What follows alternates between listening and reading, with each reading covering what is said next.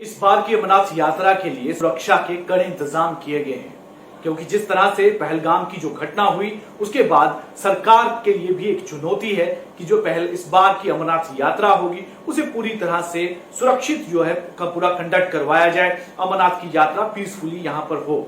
अब उसको लेकर कई तरह के सिक्योरिटी को लेकर इंतजाम किए जा रहे हैं, जिसमें एक बड़ा इंपॉर्टेंट डिसीजन जो है होम डिपार्टमेंट की तरफ से लिया गया है कि 1 जुलाई से लेके 10 अगस्त तक अमरनाथ रूट जो है वो नो फ्लाई जोन जो है डिक्लेयर किया गया है। यानी कि जो अमरनाथ यात्रा के रूट्स रहेंगे वो नो फ्लाई जोन होंगे, वहां पर किसी तरह का भी कोई हेलीकॉप्टर या दूसरे अन्य ऐसे भी अनआर्म्ड व्हीकल वो चलाना जो है पूरी तरह से प्रोहिबिटेड रहेगा। तो ये बड़ा इंपॉर्टेंट एक डिसीजन लिया गया है। देखिए, सुरक्षा को लेकर मिनिस्ट्री ऑफ होम अफेयर्स ने डायरेक्शंस दी थी जम्मू कश्मीर के एडमिनिस्ट्रेशंस को कि आप पूरी तरह से इंतजाम कीजिए कि जब तक ये यात्रा रहेगी उन यात्रा के रूट पर नो फ्लाई जोन जो है रहना चाहिए।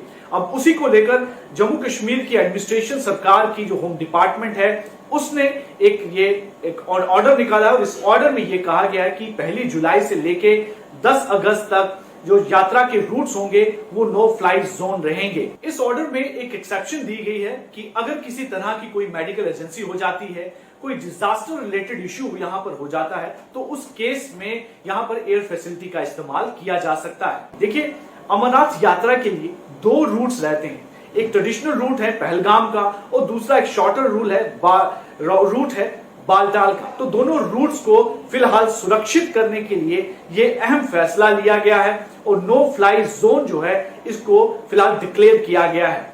3 तारीख से यात्रा शुरू होने वाली है और 9 अगस्त तक ये यात्रा रहेगी। इसी बीच में 1 जुलाई से ही इस पूरे इलाके को, जितने भी यात्रा का जो रूट रहेगा, उसे नो फ्लाई जोन जो है वो डिक्लेयर कर दिया गया है, ताकि सुरक्षा को लेकर किसी तरह की भी कोई ऐसी अप्रिय घटना वहां ना हो।